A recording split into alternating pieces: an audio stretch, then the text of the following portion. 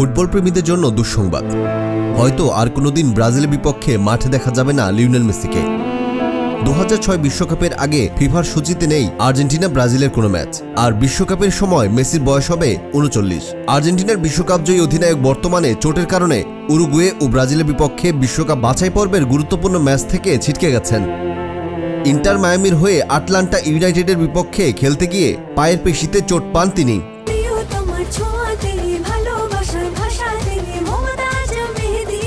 মমতাজ কোন নাম্বার 1 মেহেদি, মানে প্রিয়জন, প্রিয়তমার মেহেদি।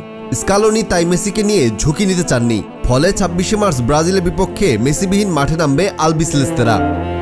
এদিকে বিশ্বকাপের আগে আর্জেন্টিনা ও ব্রাজিলের আর কোনো নির্ধারিত ম্যাচ নেই। অর্থাৎ যদি দুটি দল বিশ্বকাপে মুখোমুখি না হয় তবে হয়তো মেসির আর কখনোই ব্রাজিলের বিপক্ষে খেলা হবে না। তবে ফুটবল বিশ্বে কিছুই অসম্ভব নয়। হয়তো কোনো প্রীতি ম্যাচ বা বিশেষ টুর্নামেন্টে আবারও দেখা হয়ে যাবে মেসি নেইমারের দ্বৈরথ, কিন্তু সেটা অনিশ্চিত। তাই অনেক ভক্তই মনে করছেন 2021 কোপা আমেরিকার ফাইনালটাই হয়তো ব্রাজিলের বিপক্ষে মেসির শেষ স্মরণীয় ম্যাচ হয়ে থাকবে। মেসির ভক্তদের জন্য এটি কি মন খারাপের খবর, নাকি তিনি বিশ্বকাপে ব্রাজিলের বিপক্ষে আরেকবার ঝলক দেখাবেন?